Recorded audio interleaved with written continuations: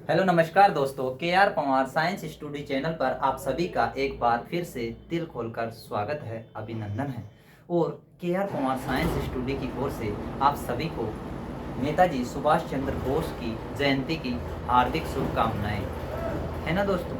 तो दोस्तों, नेताजी सुभाष चंद्र बोस जिनका जन्म 23 जनवरी को हुआ था कटक ओडिशा में, तो इनके बारे में आप सभी को पता है कि इनका एक प्रसिद्ध नारा था दोस्तों, वो था तुम मुझे खून दो मैं तुम्हें आज़ादी, दोस्तों मैं तुम्हें आज़ादी दूं। तो ये इनका पर्सनल पसंदीदा नारा था।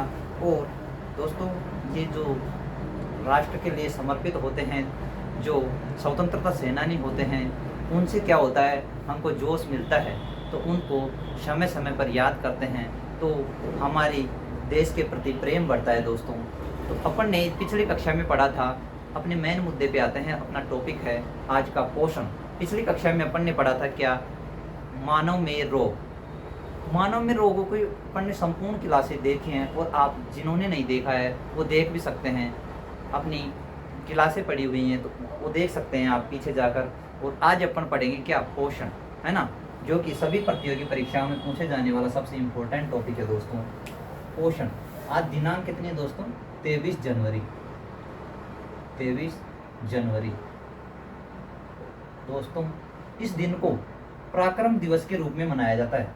2022 से मनाया जा रहा है पराक्रम दिवस के रूप में, है ना दोस्तों। तो याद रखना, कभी कभी पूछ लिया जाता है कि पराक्रम दिवस कब मनाया जाता है, तो 23 जनवरी को पराक्रम दिवस मनाया जाता है। और अपना टॉपिक है आज का पोषण।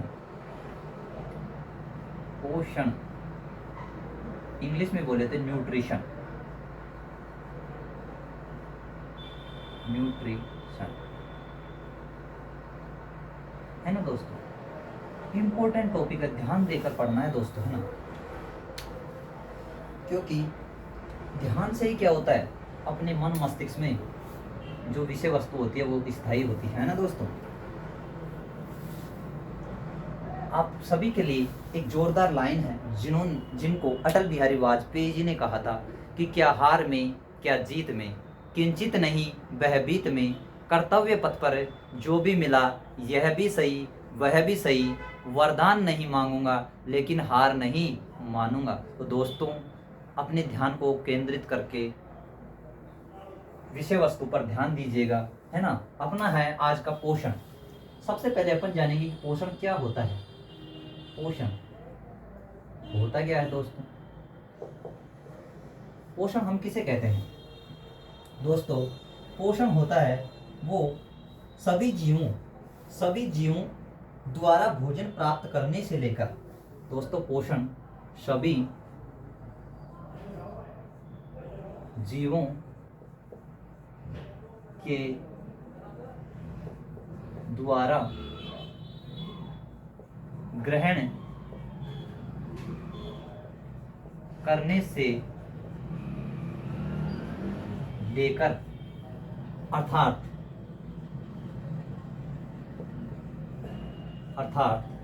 पाचन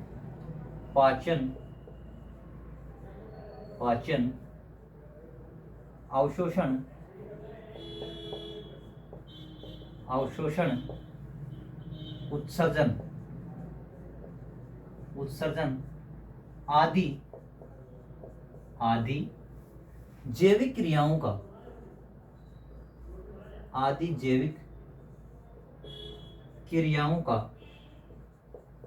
क्रियाओं का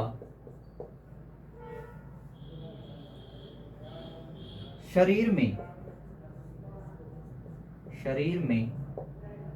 संपन्न होना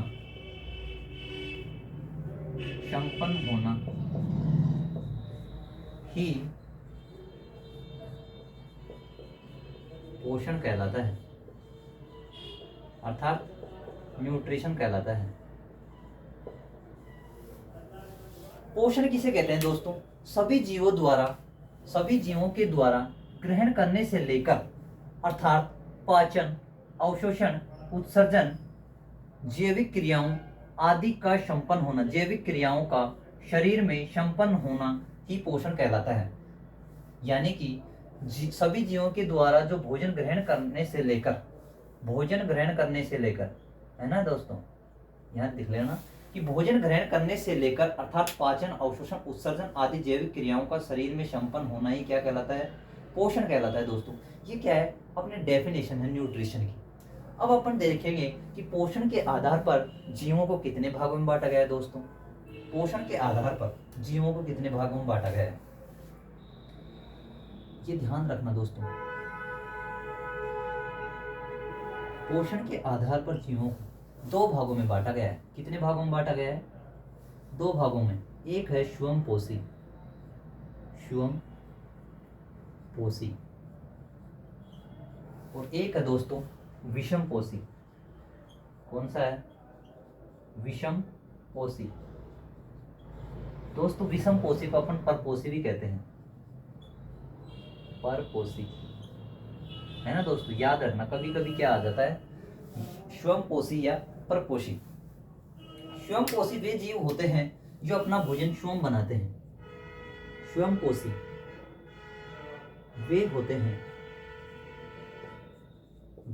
हैं जो अपना भोजन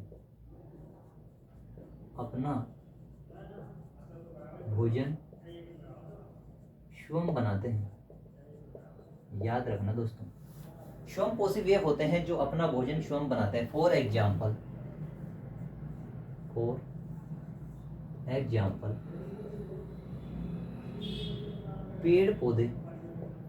पेड़ पौधे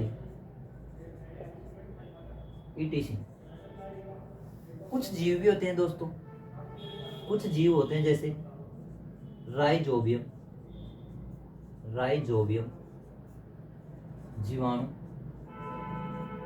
ये क्या होता है? मटर की जड़ों में पाया जाता है। कहाँ पाया जाता है? मटर की जड़ों में। राइजोबियम होता है जो मटर की जड़ों में पाया जाता है दोस्तों। एक होता है एजोटोबैक्टर, एजोटोबैक्टर। अच्छा, जो राइजोबियम जीवाणु होता है जो मटर की जड़ों में पाया जाता है, वो क्या करता है दोस्तों? नाइट्रोजन का स्थिरीकरण करता है। नाइट्रोजन का क्या करता है? स्थिरीकरण करता है, और जिससे क्या करता है? ये अपना भोजन बना लेता है। अब देखते हैं दोस्तों, विषमपोषी को कितने भागों में बांटा गया है? उपभागों में। कितने उपभागों में बांटा गया है ना दोस्तों? कौन कौन से हैं ये ध्यान रखना। आपको इतना ध्यान रखना है कि विषमपोषी में कौन कौन है ना दोस्तों। एक है अपना, कौन है? एक प्राणी संभोजी। याद रखना, प्राणी संभोजी। दूसरा है दोस्तों अपना परजीवी। कौन है? परजीवी। दूसरा है अपना तीसरा है सहजीवी। कौन सा है? सहजीवी। और एक है अपना मर्तोपजीवी। दोस्तों आशा करता हूं आपको डेफिनेशन इनकी लिखाने की कोई जरूरत नहीं है। प्राणी संभोजी है ना दोस्तों, प्राणी संभोजी है ना। इनको 2 उपभागों में बांटा गया है।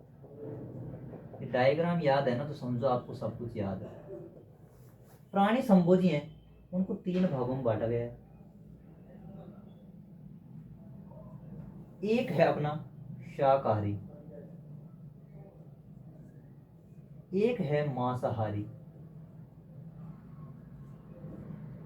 और एक है सर्वहारी। है ना दोस्तों। परजीवी को भी कितने भागों में बांटा गया है? 2 भागों में बांटा गया है। एक होता है बाह्य परजीवी,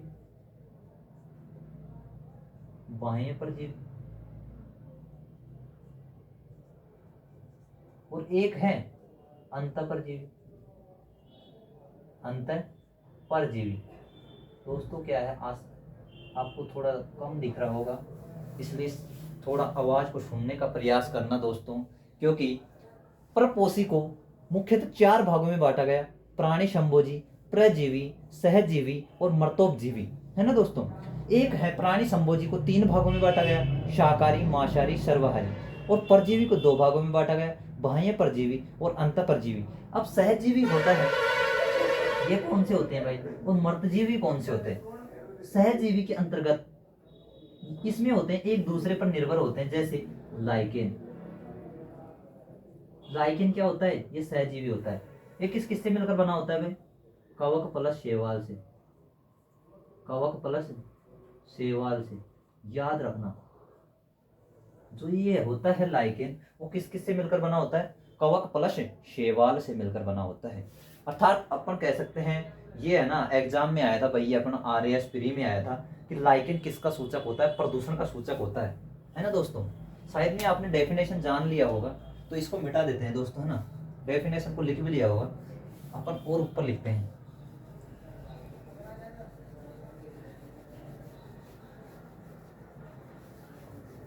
लाइकेन किसका सूचक होता है दोस्तों? पर्यावरण प्रदूषण का सूचक होता है ना। और लाइकेन किस किस से मिलकर बना होता है? कवक प्लस शैवाल से मिलकर बना होता है।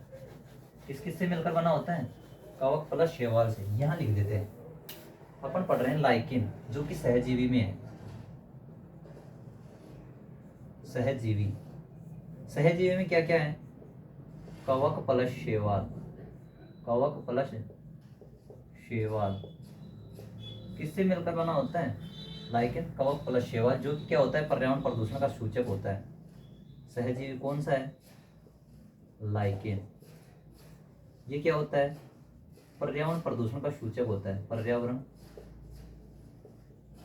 प्रदूषण का सूचक होता है ना दोस्तों। किसमें आया था ये? RAS प्री में आया था। अब अपन ने ये भी देखा था कि कवकों का अध्ययन क्या कहलाता है?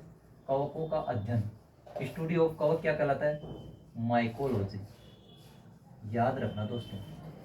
शैवालों का अध्ययन क्या कहलाता है? फाइकोलॉजी। क्या कहलाता है? फाइकोलॉजी।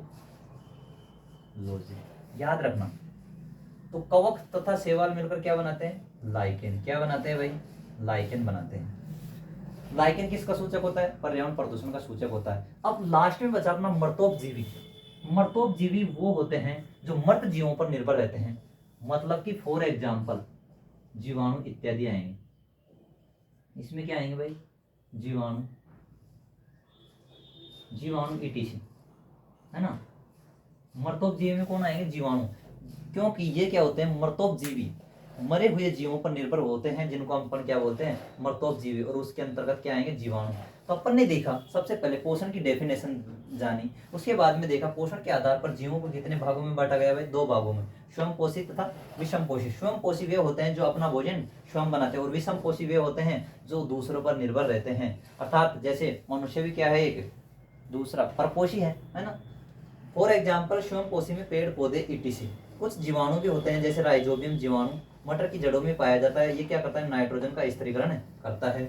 एक है एजिटोबैक्टर, ये भी क्या होता है? जड़ों में पाया जाता है, और इनसे क्या होता है? भूमि की उपजाऊपन भी बढ़ता है। एक है परपोषी की बात करें, परपोषी को मुख्यतः 4 भागों में बांटा गया। एक है प्राणी संभोजी, एक है परजीवी, और एक है सहजीवी, और एक है मर्तोपजीवी। प्राणी संभोजी को 3 भागों में बांटा गया फिर से, शाकाहारी, मांसाहारी और सर्वाहारी। शाकाहारी वे होते हैं जो कि केवल पादपों पर निर्भर रहते हैं, उनको क्या बोलते हैं? शाकाहारी कहते हैं। मांसाहारी वे होते हैं जो सिर्फ मांस खाते हैं, मांस का भक्षण करते हैं। जैसे मांसाहारी के अंतर्गत अपन करें बात, शेर, चील इत्यादि। और शाकाहारी में भेड़, बकरी इत्यादि। और सर्वाहारी में वो होते हैं जो मांस तथा हरी सब्जियां सभी खाते हैं, उनको बोलते हैं सर्वहारी। सर्वहारी यानी दोनों खाते हैं, जो मांस तथा शाकाहारी, मांसाहारी तथा शाकाहारी दोनों होते हैं, उसको बोलते हैं सर्वहारी। अब बात करते हैं परजीवी। परजीवी वे होते हैं जो दूसरे जीवों पर निर्भर होते हैं। बाह्य परजीवी, परजीवी के अंतर्गत, परजीवी के अंतर्गत दोस्तों देखा जाए, जैसे अमरबेल होती है, वो क्या है? एक परजीवी। अमरबेल क्या है? अमरबेल ये भी क्या है दोस्तों? परजीवी है। परजीवी क्या है कि ये दूसरे पादपों पर निर्भर रहती है, उनको क्या बोलते हैं? परजीवी। बाह्य परजीवी वे होते हैं जो कि जैसे जूं, खटमल इत्यादि। बाह्य परजीवी यहाँ लिख देते हैं दोस्तों, है ना, क्योंकि अपने वहाँ क्या है? स्पेस नहीं है, वहाँ आपको तो वहीं लिखना है। किसमें? परजीवी वाले में। अंतर परजीवी में कौन कौन से हैं भाई? है ना दोस्तों, याद रखना, अंतर परजीवी, अंतर परजीवी, और एक है बाह्य परजीवी। बाह्य परजीवी। अंत परजीवी होते हैं शरीर के अंदर, शरीर के अंदर, और बाह्य परजीवी होते हैं शरीर के बाहर, शरीर के बाहर। अब फॉर एग्जाम्पल के तौर पर देखिए, शरीर के अंदर कौन कौन से रहते हैं, जैसे कौन कौन होते हैं, एस्केरिश, एस्केरिश कर्मी होते हैं, फीता कर्मी इत्यादि, जो आंतों में पाए जाते हैं, आंतों में पाए जाते हैं। और एक शरीर के बाहर परजीवी, एक होता है खटमल, खटमल, और एक होती है जूं। ये कौन से होते हैं, बाह्य परजीवी होते हैं। तो अपन ने जो वहां था अपना परजीवी वाला, एक था बाह्य परजीवी और एक था अंत परजीवी, इसको अपन ने यहाँ पे समझा। अंत परजीवी वे होते हैं जो शरीर के अंदर होते हैं, जैसे एस्केरिस कर्मी इत्यादि, जो आंतों में पाए जाते हैं। और एक होता है बाह्य परजीवी जो शरीर के बाहर होते हैं, जैसे खटमल, जूं इत्यादि, क्योंकि दूसरों पर निर्भर रहते हैं। मनुष्य भी एक क्या है, एक परजीवी है। सहजीवी के अंतर्गत अपन ने देखा कि सहजीवी कवक प्लस शैवाल, यानी कि जो लाइकेन होता है वो क्या होता है, सहजीवी होता है, जो कवक तथा शैवाल से मिलकर बना होता है। कवक किसका अध्ययन होता है, कवक का अध्ययन क्या कहलाता है, माइकोलॉजी, जबकि शैवालों का अध्ययन क्या कहलाता है, फाइकोलॉजी। और मर्तोप जीवी के अंतर्गत अपन ने जाना जीवाणु। इतनी रामायण आप सभी को समझ आई होगी, आशा करता हूँ, है ना दोस्तों। अब आगे चलते हैं अपन, पोषण के लिए आवश्यक महत्वपूर्ण पोषक तत्व कौन कौन से, उनके बारे में अपन विस्तार से पढ़ने वाले हैं। इतना आप सभी को याद होना चाहिए, है ना दोस्तों। मिटा देते हैं दोस्तों, ये सभी प्रतियोगी परीक्षा में पूछा जाने वाला सबसे इम्पोर्टेंट टॉपिक है, और इस टॉपिक से वादा करते हैं किसी भी एग्जाम में बैठना आप 100% 2 क्वेश्चन छपेंगे ही छपेंगे, है ना दोस्तों।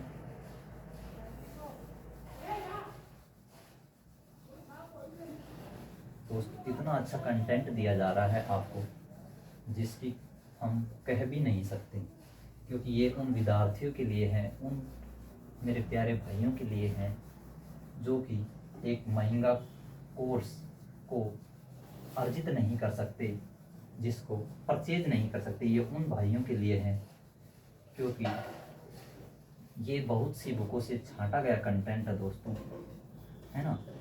तो आप मन लगाकर, ध्यान लगाकर देखते रहिए क्लास, और कुछ समझ में नहीं आता है तो आपके लिए दोस्तों कमेंट्स बॉक्स खुला है, उसमें जो भी है समस्या वो अपनी समस्याएं लिख सकते हैं।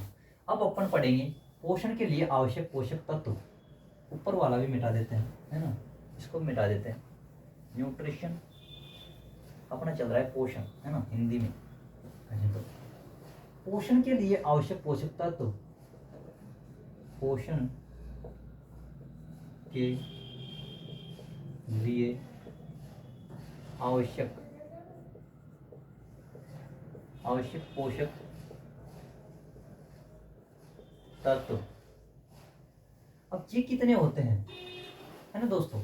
पोषण के लिए आवश्यक पोषक तत्व, इनको दोस्तों 2 भागों में बांटा गया है। कितने भागों में बांटा गया है, 2 भागों में बांटा गया है। समझने का प्रयास करना, बहुत ही अच्छा डायग्राम बनेगा जिससे आपको अच्छे से समझ आ जाएगा, है ना दोस्तों। एक है वृहद पोषक तत्व, मैक्रो पोषक तत्व, मैक्रो यानी वृहद पोषक तत्व, वृहद। एक है माइक्रो पोषक तत्व, माइक्रो पोषक तत्व यानी कि सूक्ष्म पोषक तत्व। ये क्या है, सब पोषक तत्व हैं, यहां से देखना आप हेडिंग, है ना। एक अपना मैक्रो जिसको बोलते हैं वृहद पोषक तत्व, और एक है अपना माइक्रो पोषक तत्व यानी सूक्ष्म पोषक तत्व। अब देखते हैं माइक्रो पोषक तत्व के अंतर्गत कौन कौन से होते हैं। ये मैक्रो होते हैं, इनसे क्या होता है दोस्तों, यहाँ ध्यान देना, ऊर्जा प्राप्त होती है। क्या ऊर्जा प्राप्त होती है, किनसे, मैक्रो पोषक तत्वों से। और जो ये माइक्रो होता है, इनसे ऊर्जा नहीं प्राप्त होती है। इनसे क्या होती है, ऊर्जा नहीं प्राप्त होती है, ये ध्यान रखना है आपको। अब इसके अंतर्गत देखते हैं कौन कौन आते हैं मैक्रो के अंतर्गत। इसके अंतर्गत आते हैं कार्बोहाइड्रेट्स, कार्बोहाइड्रेट्स, है ना दोस्तों। दूसरा आता है अपना प्रोटीन, कार्बोहाइड्रेट, प्रोटीन। तीसरा है अपना वसा। ये किस में आते हैं दोस्तों? मैक्रो पोषक तत्व के अंतर्गत ये आते हैं। कार्बोहाइड्रेट्स, वसा, प्रोटीन, ये सभी किसी के अंतर्गत आते हैं? मैक्रो पोषक तत्व के अंतर्गत। इन सभी से क्या होता है? बड़े रूप में ऊर्जा प्रदान होती है। इन सब से क्या होता है? अत्यधिक मात्रा में ऊर्जा प्रदान होती है। अत्यधिक मात्रा में ऊर्जा प्राप्त होती है। अब माइक्रो पोषक तत्वों में देखते हैं दोस्तों, इसमें कौन कौन आते हैं भाई? इसमें आते हैं विटामिन, खनिज लवण,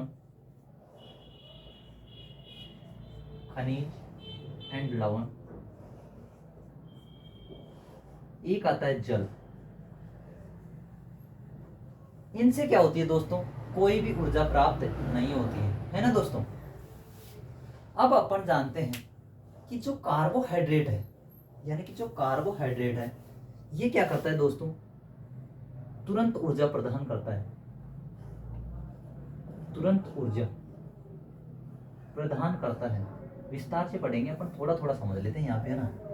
जो ये प्रोटीन है अपनी, ये क्या काम करती है? शरीर का निर्माण करती है। शरीर का निर्माण करती है।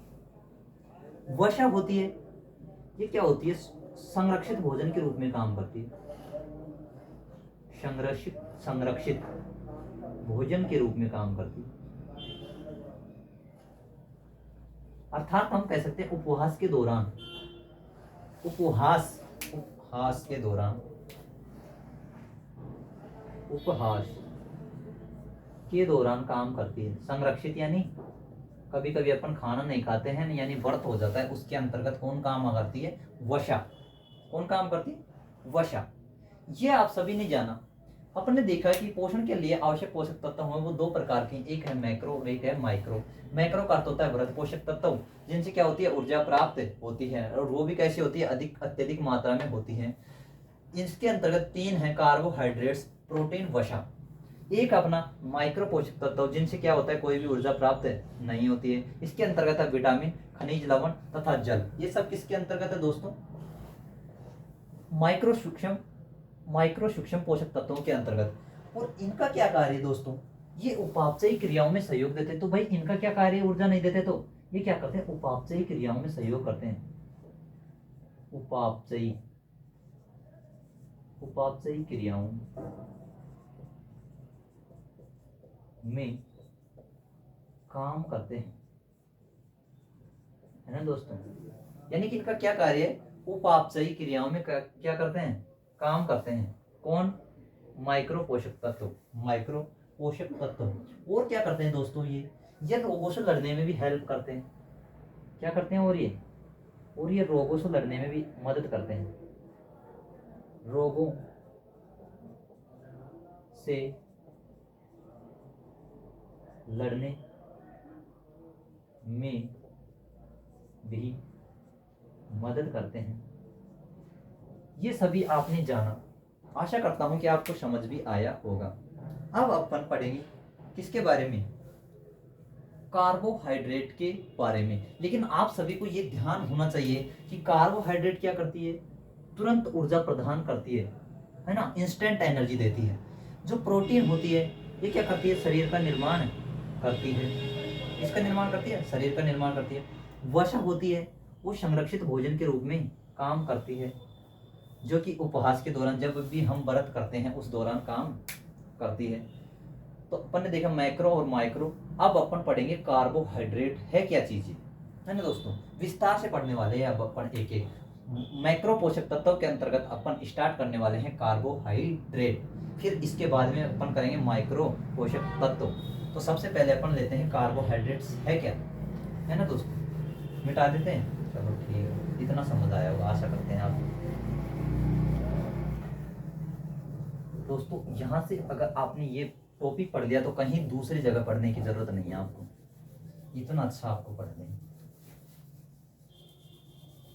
किसी भी एग्जाम में बैठना, अगर इस टॉपिक में क्वेश्चन नहीं छपता है ना, तो वादा करते हैं आप है ना इस क्लास के साथ जुड़ना छोड़ देना, ये वादा है। लेकिन आप अपना प्यार बनाए रखना दोस्तों। अपन चलाएंगे अब क्या, कार्बोहाइड्रेट, सबसे महत्वपूर्ण टॉपिक जो कि है मैक्रो पोषक तत्वों का, वो है अपना क्या, कार्बोहाइड्रेट। इसके बारे में अब धीरे धीरे पढ़ने वाले है ना। कार्बोहाइड्रेट, आपको छवि बनी होनी चाहिए कि ये कौन से पढ़ रहे हैं अपन, मैक्रो पोषक तत्वों के अंतर्गत कार्बोहाइड्रेट्स। क्या, कार्बोहाइड्रेट।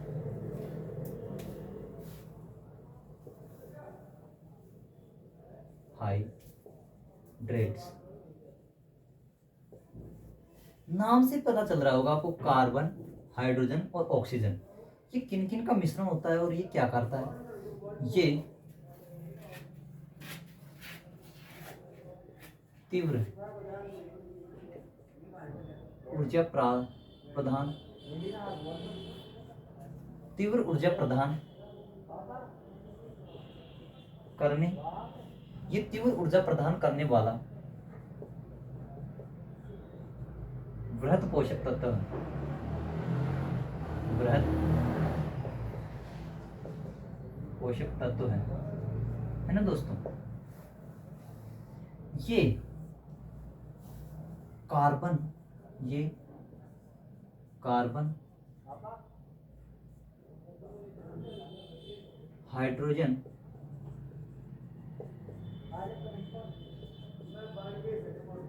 कार्बन, हाइड्रोजन तथा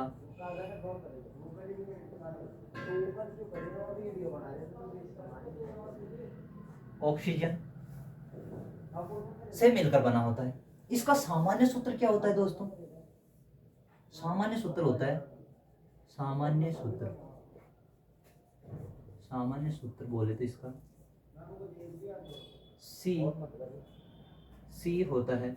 और आप ध्यान रखो, जल का सूत्र एक, इसके कोष्टक में लगा देते हैं एन। ये क्या होता है, सामान्य सूत्र होता है कार्बोहाइड्रेट्स का, है ना दोस्तों। अब इसकी बात करते हैं अपन, कार्बोहाइड्रेट्स का अपन ने देखा सामान्य सूत्र क्या होता है, CH2ON, और यह 1:1 अनुपात में पाया जाता है। ये पूछा जाता है दोस्तों, 1:1 अनुपात में पाया जाता है, अनुपात में पाया जाता है। इसमें पाया जाता है 1:1 अनुपात में। अब देखते हैं कैसे पाया जाता है। जैसे मान लो दोस्तों, ये क्या है, ग्लूकोज है। ग्लूकोज क्या है, एक कार्बोहाइड्रेट्स है, जैसे C6H12O6। अब अपन इसको समान इनसे काटे अंकों से, तो देखना 6 का फाड़ा तो आप सभी को आता होगा, 6 एकम 6, 1, 6 दूनी 12, 2, है ना दोस्तों, 6 एकम 6, तो 1:1 अनुपात हो गया कि नहीं, तो समझे आप नहीं। ग्लूकोज को काटो, चाहे फ्रुक्टोज को काटो, चाहे ग्लैक्टोज को काटो, उन सभी में क्या आएगा, 1:1 अनुपात। इसलिए बोलते हैं कि कार्बोहाइड्रेट्स किस अनुपात में पाया जाता है, 1:1 अनुपात में पाया जाता है। ये किस किस से प्राप्त होता है भाई, ये होता है रोटी अर्थात गेहूं, चावल, ग्लूकोन डी, किस किस से, गेहूं, चावल, Glucon D, Glucon D, Glucon D, इन सभी से क्या होता है, ये प्राप्त होता है। हमारे शरीर में देखना दोस्तों, सबसे ज्यादा हमारे शरीर में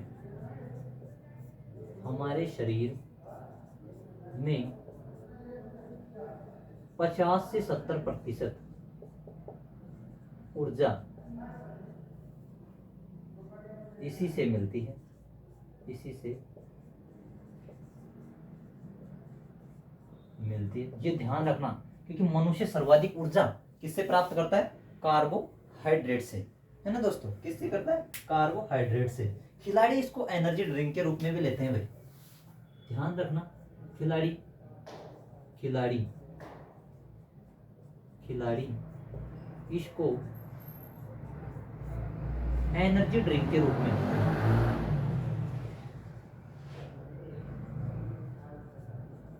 ड्रिंक के रूप में भी लेते हैं। किस रूप में लेते हैं, एनर्जी ड्रिंक के रूप में भी लेते हैं दोस्तों। अब देखते हैं कि 1 ग्राम कार्बोहाइड्रेट्स में कितनी ऊर्जा प्राप्त होती है, ये ध्यान रखना भाई, है ना, इधर ध्यान रखना, नोट में है। 1 ग्राम कार्बोहाइड्रेट्स में कितनी ऊर्जा प्राप्त होती है, 4.1 किलो कैलोरी। कितनी होती है, किलो कैलोरी। 1 ग्राम कार्बोहाइड्रेट्स में कितनी ऊर्जा प्राप्त होती है भाई, कितनी ऊर्जा प्राप्त होती है, 4.1 किलो कैलोरी एनर्जी जनरेट होती है। अपन ने ये सभी जाना। जवार बाजरा भी लिख सकते हैं भाई अपन यहाँ, क्या, जवार बाजरा भी लिख सकते हैं, जवार बाजरा से भी होती है, जवार बाजरा, ये सब क्या है, कार्बोहाइड्रेट के स्रोत है भाई, है ना। तो अपन ने देखा कि कार्बोहाइड्रेट क्या है, यह तीव्र ऊर्जा प्रदान करने वाला पोषक, वृहद पोषक तत्व है। ये कार्बन हाइड्रोजन तथा ऑक्सीजन से मिलकर बना होता है। इसका सामान्य सूत्र देखा जाए तो CnH2ON होता है, CH2O कोष्टक में N होता है। यह 1:1 अनुपात में पाया जाता है, ये ध्यान रखना भाई, सबसे इंपॉर्टेंट है। इसको रोटी यानी गेहूं, चावल, ग्लूकोन डी, ज्वार, बाजरा इत्यादि से प्राप्त किया जाता है। हमारे शरीर में 50 से 70% ऊर्जा इसी से प्राप्त होती है भाई। खिलाड़ी इसको एनर्जी ड्रिंक के रूप में भी लेते हैं भाई। और इससे 1 ग्राम कार्बोहाइड्रेट में कितनी एनर्जी जनरेट होती है, 4.1 किलो कैलोरी। आशा करता हूँ आप सभी को इतना समझ आया होगा। अब अपन बात करेंगे दोस्तों इससे आगे कि कार्बोहाइड्रेट्स को कितने भागों में बांटा गया है दोस्तों, है ना। आज अपन है ना कार्बोहाइड्रेट्स ही पढ़ेंगे, है ना दोस्तों, फिर उसके बाद में अपन आगे चलेंगे। इतना आप सभी को समझ आया होगा दोस्तों। आप नोट्स बनाते रहिए और एंजॉय के साथ पढ़ते रहिए, धीरे धीरे समझते रहिए। इतना आपको लोड लेने की जरूरत है नहीं, है ना। कहते हैं कि धीरे धीरे रे मना धीरे सब कुछे होए, और माली सी से 100 घड़ा ऋतु आए फल होए। क्योंकि अपन को दोस्तों मंजिल प्राप्त करने के लिए संघर्ष, स्ट्रगल तो करना ही पड़ेगा।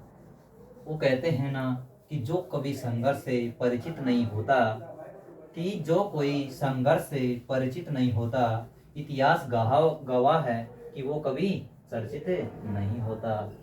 तो क्योंकि आपको मंजिल को अगर प्राप्त करना है तो स्ट्रगल तो करना ही पड़ेगा दोस्तों। अपने लिए ना सही तो अपने माता पिता के लिए कीजिए दोस्तों, क्योंकि उन्होंने अपने ऊपर बहुत सी आशाएं लगा रखी हैं, है ना दोस्तों। क्योंकि उनकी खुशी में ही हमारी खुशी है ना। अब देखते हैं अपन कार्बोहाइड्रेट्स को कितने भागों में बांटा गया है दोस्तों। कार्बोहाइड्रेट्स को कितने भागों में बांटा गया है ना। इसको ऊपर वाले को मिटा देते हैं, आपने लिख लिया होगा शायद में, क्योंकि अपन को पता है कि ये वाला टॉपिक चल रहा है अपन। अगर आपको समस्या होती है तो नहीं मिटाएंगे, अपन छोटी जगह का इस्तेमाल कर लेंगे। कार्बोहाइड्रेट्स, कार्बोहाइड्रेट के प्रकार। दोस्तों कार्बोहाइड्रेट्स को मुख्यतः कितने भागों में बांटा गया है, 3 भागों में बांटा गया है। कितने भागों में बांटा गया है, 3 भागों में बांटा गया है। लिखिएगा, कर देते हैं यहाँ भी पोस्टमार्टम। कार्बोहाइड्रेट्स के बारे में अपन ने विस्तार से पढ़ा। अब देखते हैं कार्बोहाइड्रेट्स को मुख्यतः कितने भागों में बांटा गया है, 3 भागों में बांटा गया। एक है मोनोसैकेराइड, कौन सी है, मोनोसैकेराइड, समझने का प्रयास करना दोस्तों, मोनोसैकेराइड। एक है अपना डाइसैकेराइड, डाइसैकेराइड।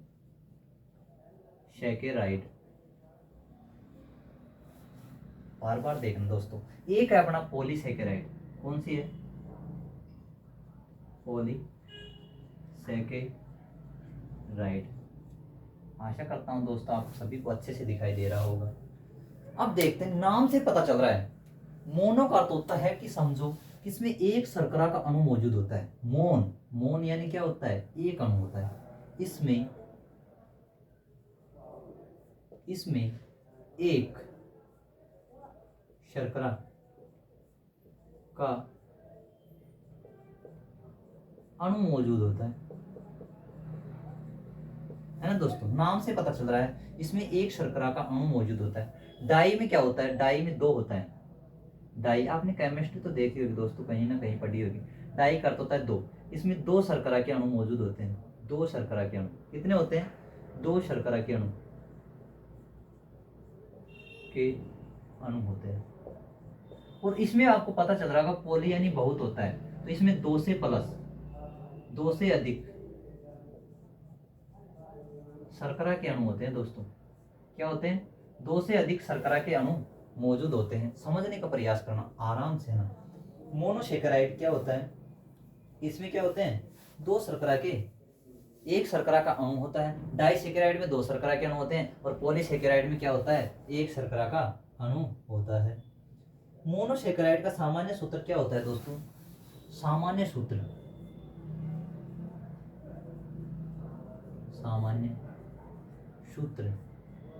CnH2n, CnH2n क्या होता है, ON। ये फॉर्मूला होता है दोस्तों, ध्यान रखना। N जहां क्या है, कार्बन की संख्या, क्या है, N कार्बन की संख्या। तो अपन जैसे लिखना चाहें, क्या लिखना चाहें, C6H12O6, ये इसी के फॉर्मूले से निकाला हुआ है। तो आपको इतना समझने की जरूरत नहीं है कैसे आया है ना। ये क्या है, ग्लूकोज का सूत्र है, इसको बोलते हैं फ्रुक्टोज का सूत्र भी बोलते हैं इसको, और इसको एक बोलते हैं ग्लेक्टोज। ग्लेक्टोज का फॉर्मूला भी यही है ना दोस्तों। इसके अंतर्गत देखते हैं कौन कौन से आते हैं, इसके अंतर्गत कौन कौन से आते हैं शर्करा, है ना दोस्तों। समझने का प्रयास करना। एक आता है ग्लूकोज,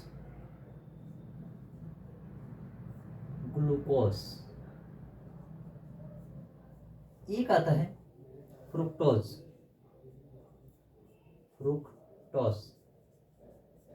एक होता है ग्लैक्टोज,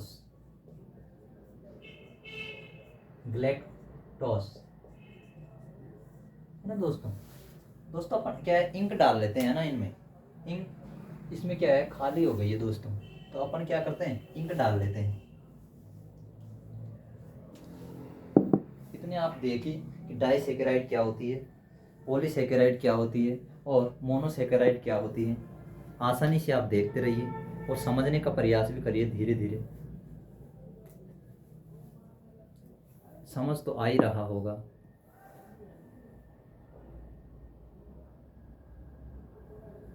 है ना दोस्तों। अपनी इंक डलकर रेडी हो गई है दोस्तों, तो आगे चलते हैं। अपन ने देखा कि मोनोसेकेराइड में ग्लूकोज, फ्रुक्टोज, ग्लैक्टोज ये सभी क्या है, मोनोसेकेराइड में, क्योंकि इनमें क्या है, शर्करा का एक ही अणु मौजूद है, यानी शर्करा का एक अणु मौजूद है। अब देखते हैं ग्लूकोज को किससे दर्शाते हैं, C6H12O6 से इसको दर्शाते हैं दोस्तों, है ना। फ्रुक्टोज को भी किससे दर्शाते हैं, C6H12O6, और ग्लैक्टोज को भी किससे दर्शाते हैं, इसका भी फॉर्मूला क्या होता है, C6H12O6। अब देखते हैं दोस्तों, जो ग्लूकोज होता है ना, इसको क्या बोलते हैं, ब्लड शुगर भी बोलते हैं भाई दोस्तों। अपन ध्यान रखो कि अपने जो ब्लड में क्या चढ़ाई जाती है, अपने ब्लड में क्या चढ़ाई जाती है, ग्लूकोज, तो इसको क्या बोलते हैं, ब्लड शुगर भी बोलते हैं, ब्लड शुगर। ध्यान रखना दोस्तों, ब्लड शुगर किसको बोला जाता है, ग्लूकोज को। और फ्रुक्टोज को क्या कहते हैं, फ्रूट शुगर। नाम से पता चल रहा है, फ्रूट यानी फ्रूट शुगर बोलते हैं इसको, क्या बोलते हैं, फ्रूट शुगर यानी फल शर्करा, फ्रूट शुगर, फल शर्करा, फल शर्करा कहते हैं, इसको बोलते हैं फ्रूक्टोज। और ये फ्रुक्टोज है ना दोस्तों, शहद में भी पाई जाती है। किस में पाई जाती है? शहद में भी पाई जाती है। फ्रुक्टोज शर्करा किस में पाई जाती है? और शहद में भी।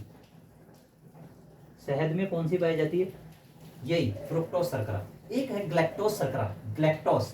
इसको क्या बोलते हैं दोस्तों? ये मस्तिष्क की शर्करा होती है, ब्रेन शुगर कहते हैं इसको। क्या बोलते हैं इसको? Brain sugar. ध्यान रखना दोस्तों, इसको क्या बोलते हैं? Brain sugar, galactose. बोले तो ब्रेन शुगर, ब्रेन शुगर यानी कि मस्तिष्क की शर्करा। क्या बोलते हैं? मस्तिष्क, मस्तिष्क की शर्करा, ब्रेन शुगर, है ना दोस्तों। ये अपन ने सभी ने जाना। यह देखो कि यह फ्रुक्टोज होती है, सबसे मीठी शर्करा होती है दोस्तों। क्या होती है? यह सबसे मीठी शर्करा होती है, फल शर्करा होती है, सबसे मीठी, मीठी होती है ना दोस्तों। सबसे मीठी शर्करा होती है फ्रुक्टोज।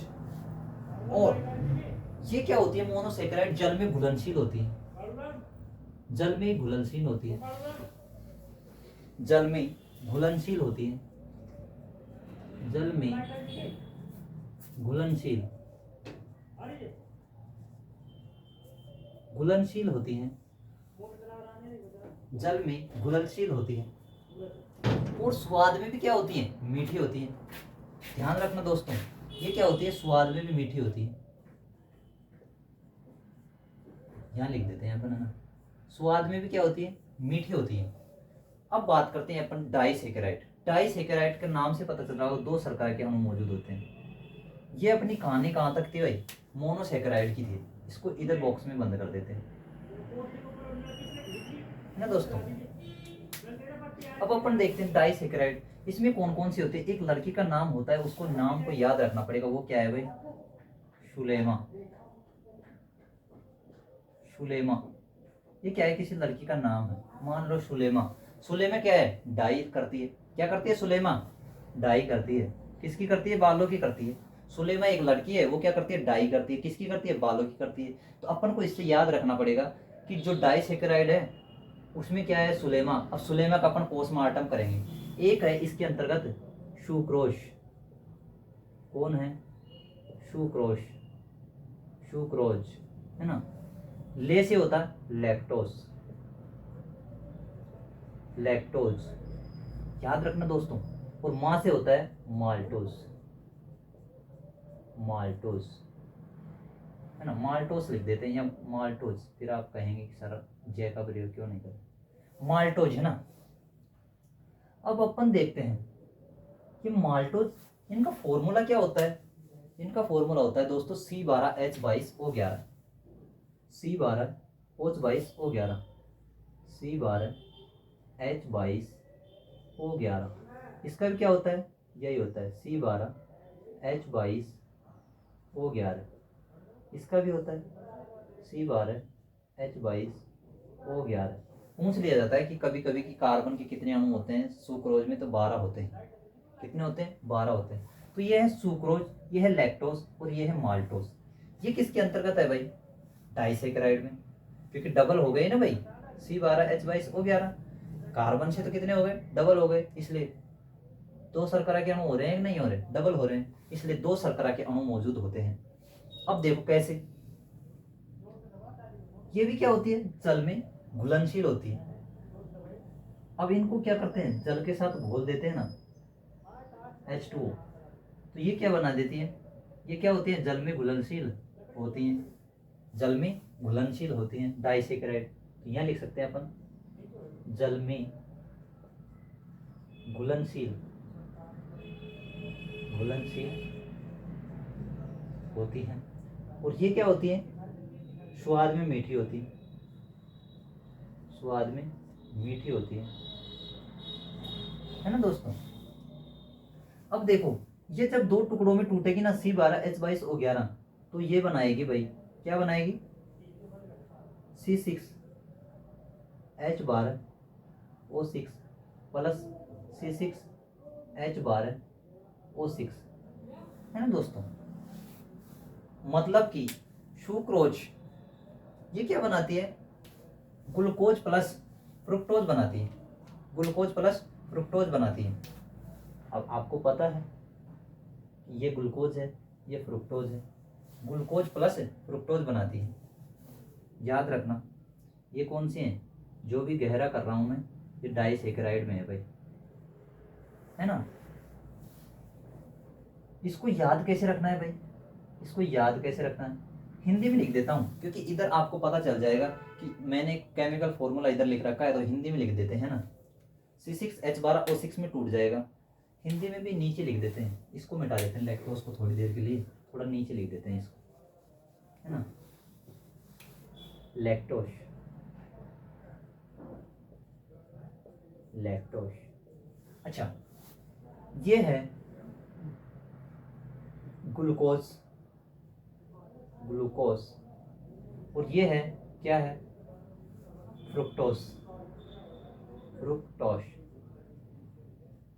भाई दो में टूट गया ना, तो अपन को ध्यान रखना है, कैसे याद रखना है कि GF पे शक मत करना, GF, इसको बोलेंगे ट्रिक है अपनी, GF, GF पे शक मत करना, शक मत करना, याद रखना है भाई। कभी कभी पूछ लिया जाता है कि GF ग्लूकोज प्लस फ्रुक्टोज किससे मिलकर बने होते हैं, सुक्रोज से, सुक्रोज, सुक्रोज किससे मिलकर बना होता है, शक से क्या हो गया भाई, सुक्रोज हो गया, क्या हो गया, सुक्रोज, है ना। एक अपना लैक्टोज, ये किस किस से मिलकर बना होता है, और ये जीजी है, इसके साथ भी जल के साथ क्रिया करा दूं मैं, क्या, क्योंकि अपनों को पता है कि ये जल में घुलनशील है ना, तो इसके साथ भी अगर मैं जल में क्रिया करा दूं, तो ये भी किस में टूट जाएगा, ग्लूकोज, ग्लूकोज प्लस ग्लूकोज, दोनों ही क्या बनाएगा, ग्लूकोज के अणु बनाएगा। यानी कि अपन कह सकते हैं कि जीजी माल है, जीजी माल है, ये क्या है, ट्रिक है, यानी कि जीजी माल है, जीजी माल है, यानी ग्लूकोज, ग्लूकोज क्या बनाता है, माल्टोज बनाता है, ग्लूकोज, ग्लूकोज क्या बनाता है, माल्टोज बनाता है, और ग्लूकोज प्लस फ्रुक्टोज क्या बनाता है, सुक्रोज बनाता है, ग्लूकोज प्लस फ्रुक्टोज क्या बनाता है, सुक्रोज बनाता है। तो आप कह सकते हैं GF पे शक मत करना, GF पे शक मत करना। और कुछ समझ रहे हो ना दोस्तों, मेरे को पता है आप लोग, है ना, तो GF पे शक मत करना, GF पे शक मत करना।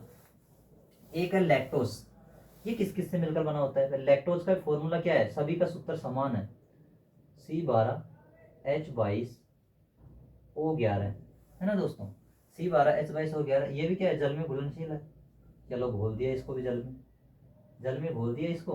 अब ये भी क्या बनाएगा, ग्लूकोज प्लस ग्लूकोज, ये क्या बनाएगा, ग्लूकोज प्लस ग्लूकोज, ग्लूकोज, दो में टूटा ना, ग्लूकोज प्लस ग्लूकोज। तो इसको देखो, दो याद हैं अपने, अपने दो याद हैं कि GF पे शक मत करना, GF पे शक मत करना, मतलब glucose plus fructose, glucose plus fructose मिलकर क्या बनाते हैं, सुक्रोज बनाते हैं। क्या बनाते हैं भाई, सुक्रोज बनाते हैं। ये ऊपर बना रहे हैं कि नहीं बना रहे, तो ये दोनों मिलकर क्या बनाएंगे भाई, ग्लूकोज प्लस फ्रुक्टोज मिलकर क्या बनाएंगे, सुक्रोज। अच्छा, ये दोनों मिलकर क्या बनाएंगे भाई, लैक्टोज, क्या बनाएंगे, लैक्टोज। अच्छा, ये है glucose plus glucose, glucose plus glucose मिलकर क्या बनाएंगे दोस्तों, माल्टोस बनाएंगे। क्या बनाएंगे, माल्टोस। तो जीजी माल है, जीजी माल है। इतना आप सभी को समझ आया होगा दोस्तों, है ना। अब अपने आगे चलते हैं, पॉलीसेकेराइड।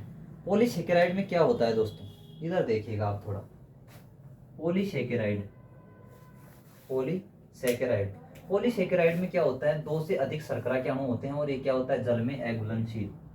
ये क्या होते हैं, जल में अघुलनशील होते हैं, अघुलनशील, मीठा नहीं होते, मीठा नहीं होते। और इसमें कौन कौन से आते हैं, इसमें आता है ग्लाइकोजन, ग्लाइकोजन, एक आता है स्टार्च, एक आता है काइटिन।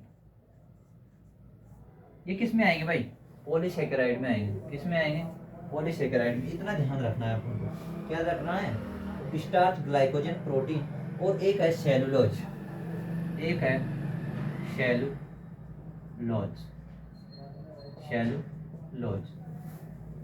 इतना आप सभी को समझ आया होगा। अब देखते हैं कि कार्बोहाइड्रेट्स को कितने भागों में बांटा गया भाई? 3 भागों में, मोनोसेकेराइड, डाइसेकेराइड और पॉलीसेकेराइड। इसमें एक शर्करा का अणु मौजूद होता है, इसमें 2 शर्करा के अणु मौजूद होते हैं, इसमें 2 से अधिक शर्करा के अणु मौजूद होते हैं। अच्छा, ये इसका सामान्य सूत्र, मोनोसेकेराइड का सामान्य सूत्र होता है CnH2nOn, यानी C6H12O6। ये स्वाद में क्या होती है? मीठी होती है मोनोसेकेराइड, जबकि डाइसेकेराइड भी स्वाद में क्या होती है? मीठी होती है।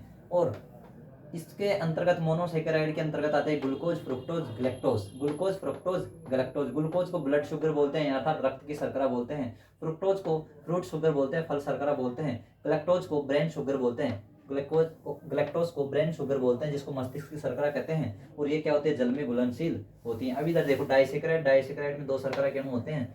इसमें कौन कौन से आते हैं? सुलेमा। सुलेमा क्या करती है? डाई करती है। किसकी करती है? अपने बालों की करती है। तो सुलेमा से बोले तो सु, बोले तो सुक्रोज, ले बोले तो लैक्टोज, और माल से बोले तो माल्टोज, माँ से बोले तो माल्टोज। सुक्रोज का सामान्य सूत्र होता है C12H22O11, और यह जल के साथ क्रिया करती है। जल के साथ क्रिया करती है तो क्या क्या बनाती है? Glucose plus fructose. Glucose plus fructose मिलकर क्या बनाते हैं? सुक्रोज बनाते हैं। लैक्टोज की बात करें तो glucose plus galactose, glucose plus galactose मिलकर क्या बनाते हैं? लैक्टोज बनाते हैं। जबकि माल्टोज कौन कौन को मिलकर बनाते हैं? यह बनाते हैं ग्लूकोज प्लस ग्लूकोज, यानी जीजी माल है, जीजी माल है। तो माल्टोज किस किस से मिलकर बना होता है? ग्लूकोज प्लस ग्लूकोज से मिलकर बना होता है। और ये होते हैं जल में घुलनशील होते हैं, डाइसेकेराइड, और स्वाद में क्या होती है? मीठी होती है। अब अपन बात करते हैं पॉलीसेकेराइड। पॉलीसेकेराइड होते हैं 2 से अधिक क्या होते हैं? शर्करा के अणु होते हैं, जल में अघुलनशील होती हैं, और स्वाद में क्या होती है? मीठा भी नहीं होती हैं। और इसके अंतर्गत, पॉलीसेकेराइड के अंतर्गत बात करें तो काइटिन, स्टार्च, ग्लाइकोजन, सेलुलोज। इतना आप सभी को समझ आया होगा, आशा करता हूं दोस्तों। और समझने का प्रयास भी करने का, और इसका स्क्रीनशॉट लेना चाहे तो ले सकते हैं दोस्तों, है ना। अब अपन बात करते हैं, एक नोट लिखवाएंगे, फिर उसके बाद में अपन महत्वपूर्ण जो भी हैं कार्बोहाइड्रेट्स, जिनके विभिन्न नामों से जाना जाता है, उनको उनके नाम लिखवाएंगे एक ही जगह, जो हमेशा एग्जाम में पूछे जाते हैं। चलो इतना मिटा देते हैं दोस्तों। लिखावट से ज़्यादा बोलने पर ध्यान देना, है ना।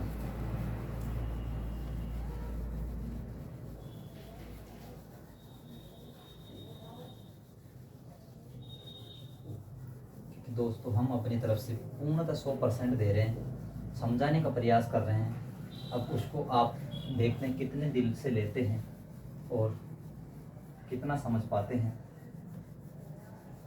क्योंकि ये साइंस है दोस्तों। साइंस को हमेशा रटा नहीं जाता है, समझा जाता है।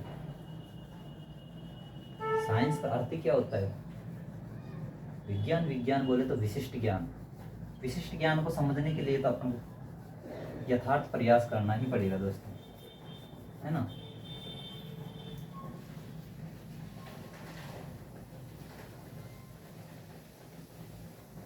अब मैं आपको जो नोट लिखवाने जा रहा हूं दोस्तों, उन पर आप अमल करिएगा।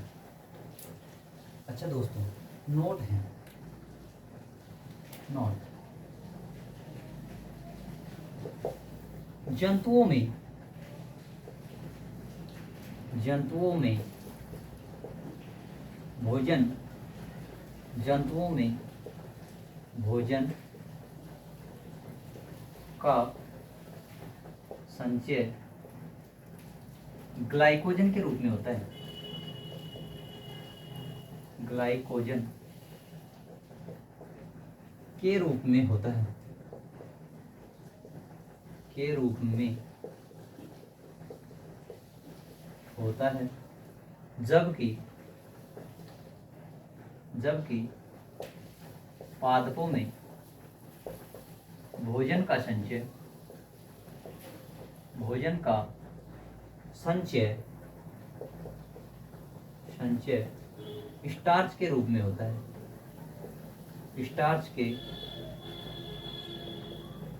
रूप में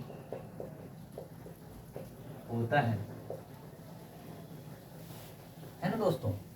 ये ध्यान रखना है आपको। जंतुओं में भोजन का संचय किस रूप में होता है? ग्लाइकोजन क्योंकि जंतु में क्या आता है, ज आता है, और ग्लाइकोजन में भी क्या आता है, याद रखने के लिए ज आता है। जबकि पादपों में भोजन का संचय किस रूप में होता है, स्टार्च या मंड के रूप में, मंड भी बोलते हैं दोस्तों, ये ध्यान रखना है आपको, है ना। अब अपन है ना कुछ महत्वपूर्ण शर्करा लिखाने जा रहे हैं, उनको आप ध्यान दीजिएगा और समझने का प्रयास करिएगा। इसको लिख लेना, कहीं भी एग्जाम में टकरा सकता है आपके, है ना।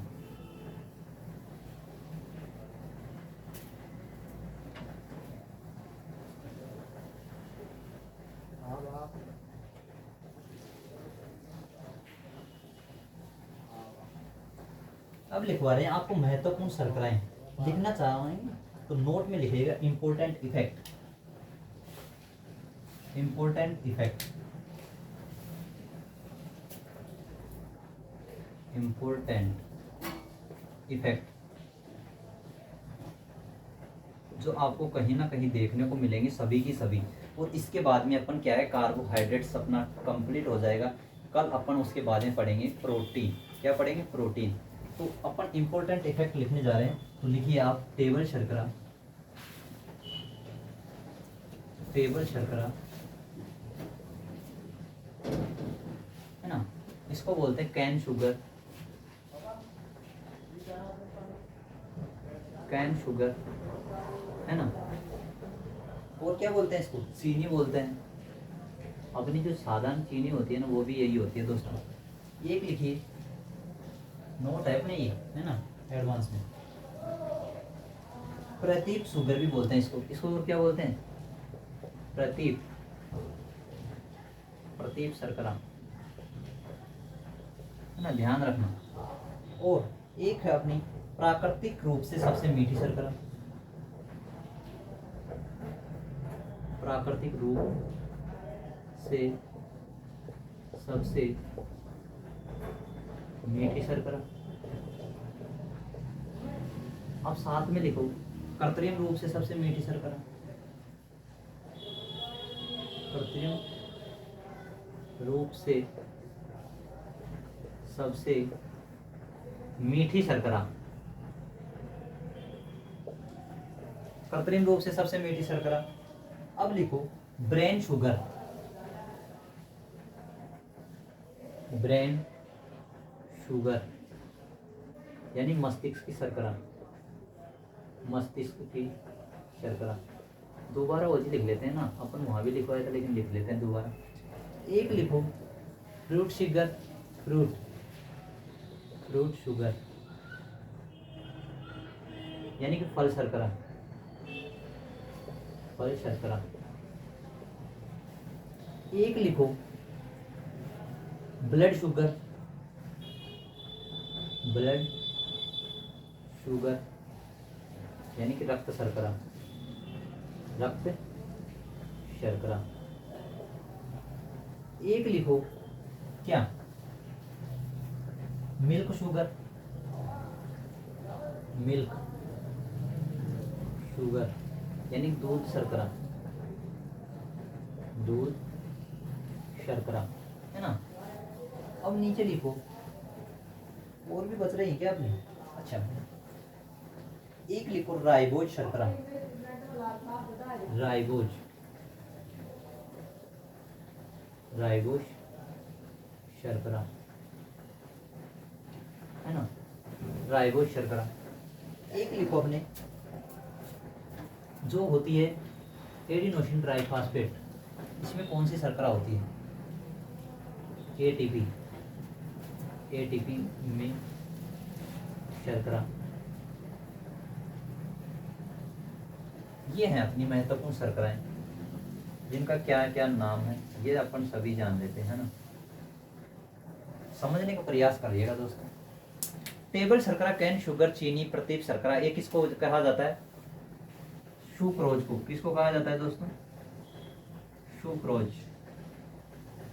जब अपनी सुक्रोज होती है ना, उसको कहा जाता है टेबल। टेबल पर क्या रखी होती है, चीनी रखी होती है। जब भी तो अपन कप में क्या डालते हैं भाई, चीनी डालते हैं, तो चीनी को कौन से बोलते हैं, टेबल शर्करा। टेबल पर क्या रखी होती है, चीनी, इसलिए उसको क्या कहा जाता है, टेबल शर्करा। और कैन शुगर, चीनी या प्रतीप शर्करा। एक प्राकृतिक रूप से सबसे मीठी शर्करा होती है फ्रुक्टोज। क्या होती है, फ्रुक्टोज। इसको दोस्तों शहद में भी पाया जाता है भाई, शहद में भी पाई जाती है। अब देखो प्राकृतिक रूप से सबसे मीठी शर्करा क्या है, फ्रुक्टोज। फ्रुक्टोज यानी फल से समझना, पर सबसे मीठी फल से। कृत्रिम रूप से सबसे मीठी शर्करा कौन सी है भाई, सैकेरिन। क्या होती है, सैकेरिन। ये क्या होती है दोस्तों, शुगर फ्री होती है, यानी मीठी लगती है लेकिन इसमें क्या होता है, शुगर नहीं पाया जाता है ना। इसको किसको दिया जाता है, जो भी है ना मधुमेह रोग से संक्रमित व्यक्ति होता है उसको क्या होता है, मीठा बंद होता है, तो वो मीठे के रूप में उसको क्या दी जाती है, सैकेरिन दी जाती है, जिससे क्या है वो अपना एहसास कायम रखते हैं। ब्रेन शुगर, मस्तिष्क की शर्करा, ये किसको बोलते हैं, ग्लैक्टोज। कौन सी होती है दोस्तों, ग्लैक्टोज। ग्लैक्टोज। एक है फ्रूट शुगर, फ्रूट शुगर या फल शर्करा, फल शर्करा या फ्रूट शुगर, इसको तो बोलते हैं क्या, फ्रुक्टोज। नाम से पता चल रहा है, फ्रुक्टोज। एक है ब्लड शुगर या रक्त शर्करा, इसको मैंने कहा कि ग्लूकोज को ही तो चढ़ाया जाता है, अपने बोतल किसकी चढ़ाई जाती है, ग्लूकोज, तो उसको क्या खून में ही तो चढ़ाते हैं, इसलिए क्या बोलते हैं उसको, ब्लड शुगर। एक है मिल्क शुगर, मिल्क शुगर बोले तो दूध शर्करा, ये होती है लैक्टोज। कौन सी होती है दोस्तों, लैक्टोज शर्करा। ये सभी क्या है, शर्करा है, ध्यान रखना, सभी क्या है, शर्करा है। एक अपने राइबोज शर्करा, इसमें कौन सी होती है, पेंटोज शर्करा, पेंटोज, पेंटोज शर्करा।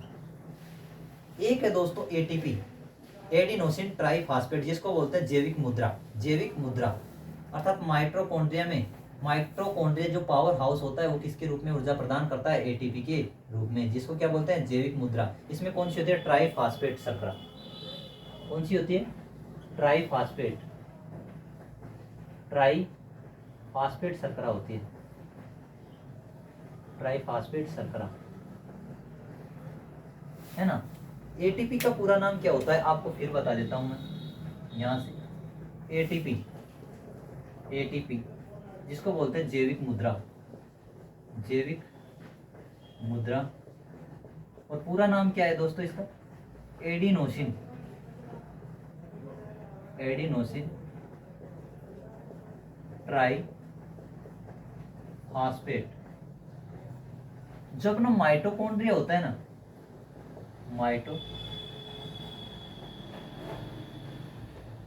वो किसके रूप में ऊर्जा प्रदान करता है भाई, एटीपी के रूप में, इसीलिए इसको क्या बोलते हैं, पावर हाउस, पावर हाउस। ध्यान रखना दोस्तों, पावर हाउस या शक्ति घर या बिजली घर किसको कहा जाता है, माइटोकॉन्ड्रिया को कहा जाता है। तो दोस्तों आशा करता हूँ आप सभी को आज की ये क्लास बहुत ही अच्छी लगी होगी और समझ भी आई होगी, है ना दोस्तों। तो आज के लिए इतना ही दोस्तों, तो कमेंट्स करके बताएं कैसी लगी हमारी ये क्लास। अगर अच्छी लगी हो तो लाइक करें एंड सब्सक्राइब करें। Thank you.